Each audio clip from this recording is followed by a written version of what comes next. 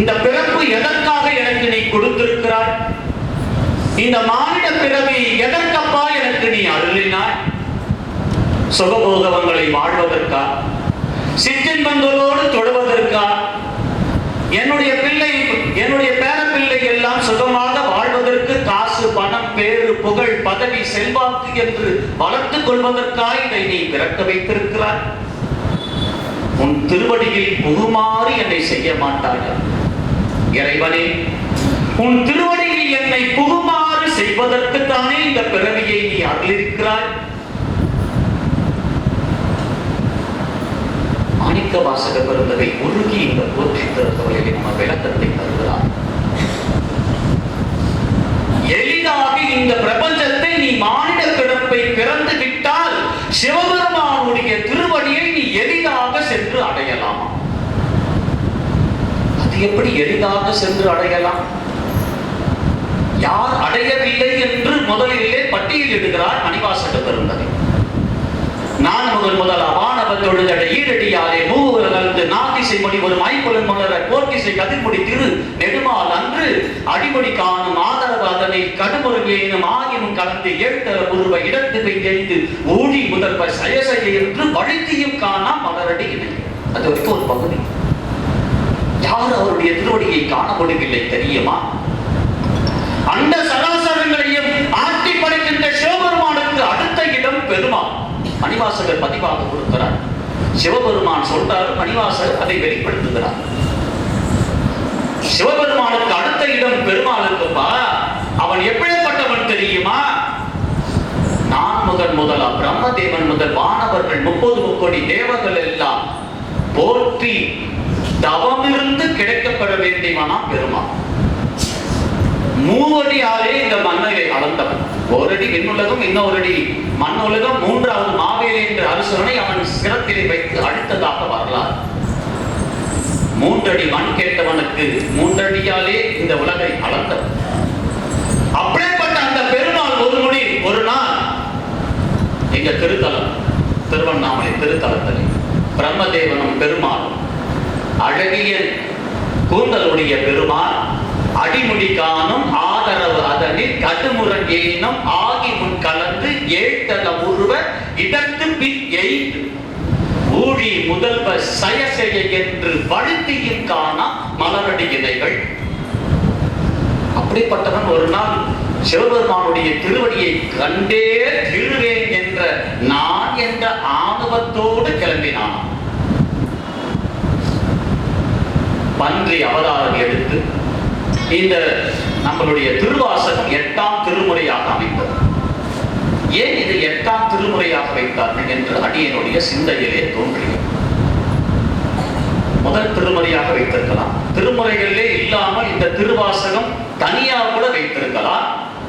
ஏன் திருவாசகம் 8வது திருமுறையாக நமக்கு வைத்தார்கள்?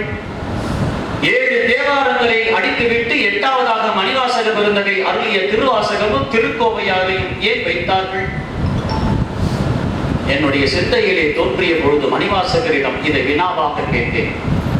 மணிவாசகர் எனக்கு சொன்னார், எதற்கு தெரியுமாப்பா வைத்திருக்கிறார்கள்? சிவபெருமான் இந்த பூலோகத்தில் வந்து அமர்ந்து எழுதினான். இந்த பூலோகம் 8வது உலகம். 8வது உலகத்திலே சிவபெருமான் இங்கே வந்து எழுதியதால் இது 8வது உலகத்திலே இருக்கக்கூடிய வாழ்வர்களுக்கு அருளியது.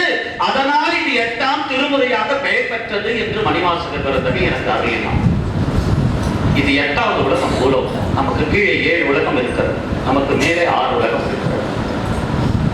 14 உலகங்கள். நமக்கு கீழே இருக்கக்கூடிய உலகங்கள் அத்தல்விதம், சுதலம், ராத்தலம், ரசாத்தலம், மாத்தலம், பாத்தலம் என்று சொல்லக்கூடியது 7 உலகங்கள். 7 தலம் ஒருவர் பாதாளம் வரை சென்று சிவபெருமானுடைய திருவடியை காணாமல் தவிக்கிறாராம் பெருமான். அங்க போய் பார்க்கிறார், சிவபெருமானுடைய திருவடியை காணாமல் தவித்துக் கொண்டிருக்கிறார். ஏன் என்று சொன்னால், நான் என்கின்ற அகம்பாவம் அவரை தொடர்ந்தது. அதனால் சிவபெருமானுடைய திருவடியை காண முடியாமல் தவிக்கிறார். அடுத்தது ஒரு வார்த்தையை போடுறார் மணிவாசகர், வழுத்தியும் காணா மலரடி இணைகள் வழுத்துதற்கு எளிதாய் வார்கடல் உலகின் ஒரு வார்த்தையை போடுகிறார். எவ்வளவு எளிதாக மானிட பிறவியை நீ எடுத்துவிட்டால் சிவபெருமானுடைய திருவடி எளிதாக உன்னுடைய சிரத்திலே வந்து சேரும். உன்னுடைய ஆன்மா எளிதாக சிவபெருமானுடைய திருவடியிலே உள்ளே போய் புகுமாறு செய்வான். இது எப்படி விந்தையாக இருக்கிறது? அப்படிப்பட்ட பெருமாளை அவன் திருவடியை அடைய முடியாமல் தவிக்கின்றான். மானிட பிறவியை ஊன் கொண்ட பிறவியை எடுத்த நாம் எப்படி அவன் திருவடியில் புகுமாறு நம்மை செய்வான்? அதற்கு அடுத்தது விளக்கம் தருகிறான். அதுக்கு அடுத்து இருக்கக்கூடிய வரிகளிலே நீண்ட பட்டியலிட்டு நமக்கு தயாரித்து கொடுக்கிறார் மணிவாசக பெருமாள். இந்த பிறப்பு எப்படி பிறக்கப்பட்டிருக்கிறது தெரியுமா? மணிவாசக பெருந்தகை சொல்கிறார், என் தாயும் என் தந்தையும் என்னை ஈன்று எடுப்பதற்காக புணரவில்லை. புணரும் பொழுதெல்லாம் கருவும் தெரிக்கப்படுவதில்லை. எப்பொழுது சிவபெருமானுடைய கருணை கிடைக்கப் பெறுகிறதோ அப்பொழுதுதான் புணரும் பொழுது கருவும் தெரிக்கப்படுகின்ற நிலையிலே இறைவன் அருளாக கொடுப்பான். என் தாயும் என் தந்தையும் உணர்ந்து என்னை ஈண்டெடுக்கக்கூடிய காலம் வந்தது. என் தாயும் என் தந்தையும் உணர்கின்ற அந்த காலம் என்னை ஈண்டெடுப்பதற்கு முடிவு செய்து விட்டான் சிவபெருமான். அவர்கள் மூலியமாக இந்த பிரபஞ்சத்தை அனுப்ப வேண்டும் என்று முடிவு செய்து விட்டான் அந்த பரம்பொருள். அப்பொழுது என் தாயும் தந்தையும் உணர்கின்ற பொழுது யானை முதலா எறும்பு ஈராய ஊனமில் யோனி உள்வினை பிழைக்கும். சிறிய உருவம் கொண்ட எறும்பு முதல் பெரிய உருவம் கொண்ட யானை வரை இந்த பிரபஞ்சத்திலே எங்கோ ஏதேனும் ஒரு மூலையில் உணர்ந்து கொண்டே இருக்கிறதப்பா. அத்தனை வயிற்றில் இருந்து தப்பித்து பிழைத்து எம்பெருமான் பரம்பரையுடைய கருணையினாலே என் தாயும் தந்தையும் புணர்கின்ற பொழுது என் தந்தையுடைய சிற்கிலமானது தாயினுடைய கர்ப்பத்திலே சேர்ந்து மனிதனாக பிறப்பெடுப்பதற்கு இறைவனுடைய கருணை எனக்கு உருத்தெரியா காலத்திலே கிடைத்தது. இல்லை என்று சொன்னார், அங்கேயே அந்த கருணை எனக்கு கிடைக்கவில்லை என்று சொன்னார், ஈயாக எறும்பாக கொசுவாக பன்றியாக எலியாக பூனையாக எங்கோ இந்த பிறப்பிலே ஏதோ ஒரு ஜீவாத்மா ஒரு தேகம் எடுத்து எங்கெங்கோ சுத்தி கொண்டிருக்கக்கூடிய அடியேனை சிவபெருமானுடைய கருணையினால் கிடைக்கப்படும். என் தந்தையினுடைய சுத்திலமானது தாயினுடைய உதரத்திலே உள்ளே போய் சேர்ந்து இது மனிதனாக பிறப்படுவதற்கான தகுதியை சிவபெருமான் எனக்கு அருளினான் என்று சொன்னால் அதை கூட சிவபெருமான் மனித பிறப்பையே இப்படிப்பட்ட சூழ்நிலையில் எடுக்க வேண்டும் என்று சொன்னால் உலகத்திலே என்னை அமெரிக்காவிலோ அண்டார்டிகாவிலோ ஆப்பிரிக்காவிலே பிறக்க வைத்திருந்தால் கூட நமசிவாயம் என்ற மந்திரத்தை இந்த நாவிலே சொல்லியிருக்க முடியாது. திருவாசகம் என்று 8ஆம் திருமுறையை முழுமையாக உச்சரித்திருக்க முடியாது. மனித பிறப்பே அவன் கருணை கிடக்கிறது என்று சொன்னார். மேலும் ஒரு கருணை கடலாக வாரி வழங்கினான். தமிழனாக என்னை பிறக்க வைத்தான்.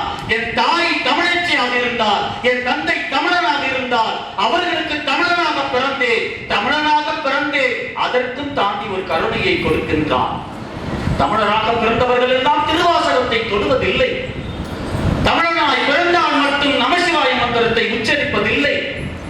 அந்த கருணைக்கு மேலும் கருணையாக பொழிகின்றான். என்னை நமசிவாயம் சொல்லும் வயிற்றிலே என்னை பிறக்க வைத்தான்.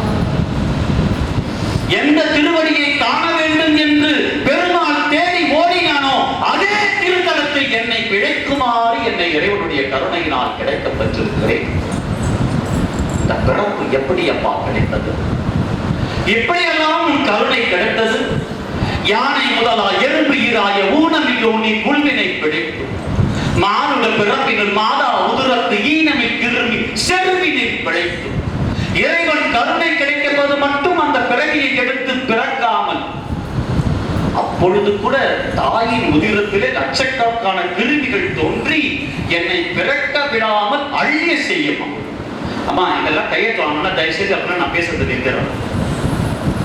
நான் போய் பேசும்போது சொல்றேன், எனக்கு திருவாசகத்தை பத்தி பேசும்போது நீங்க கையெழுத்து வாங்குறது பேசுறதுலாம் தயவுசெய்து நான் நிறுத்துறேன். நீங்க வந்து எல்லாத்தையும் கையெழுத்து வாங்கிட்டு வாங்க, நான் உட்காந்து அப்புறமா